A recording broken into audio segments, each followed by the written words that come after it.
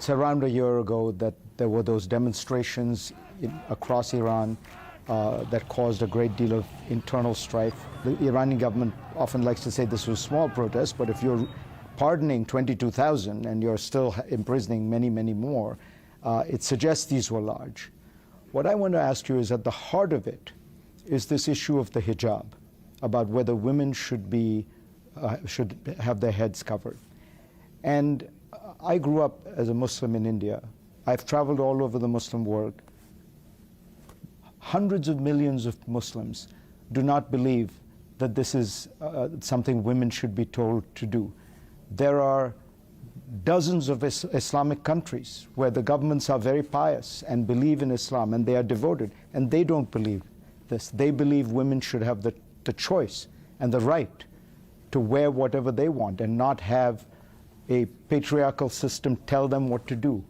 Are all these hundreds of millions, maybe over 1 billion Muslims, wrong? And only the Islamic Republic of Iran is right? What occurred during the days that you spoke of earlier, that was the presence of a few, not the presence of the people. The people of Iran did not support in any way those that rioted in the streets of Iran. The people's lack of support defeated their plans. There were some who were fooled. There were others who committed murder, conducted serious crimes. But what occurred last year was a war conducted in the media by the enemy. I don't want to name TV networks or news networks, but networks who were headquartered in the 3 European countries and in the United States of America, who broadcast news 24 hours a day. They openly teach tactics of terror. So they conduct instructional steps on how to build a cocktail Molotov.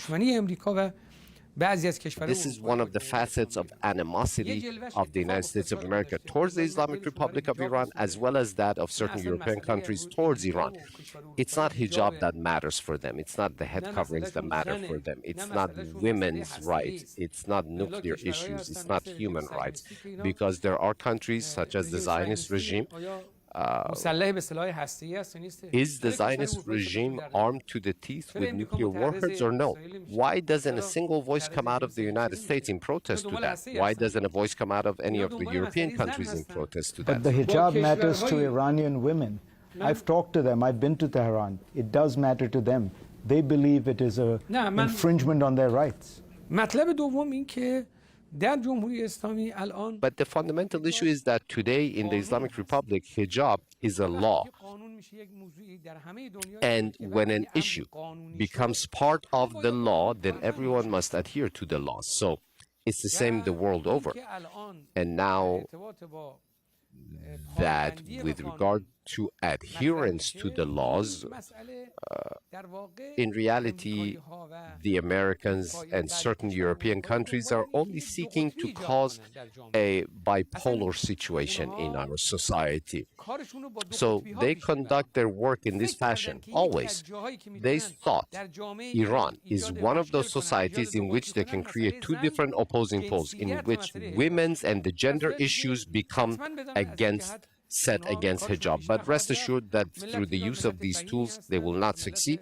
The people of Iran are enlightened, are people of faith, are spiritual people, and they deeply understand that the United States of America and 3 European countries don't care about their rights, their hijab, but a life of respect for women has existed for hundreds and hundreds of years in Iran. It's not a development that we have observed in the past few decades.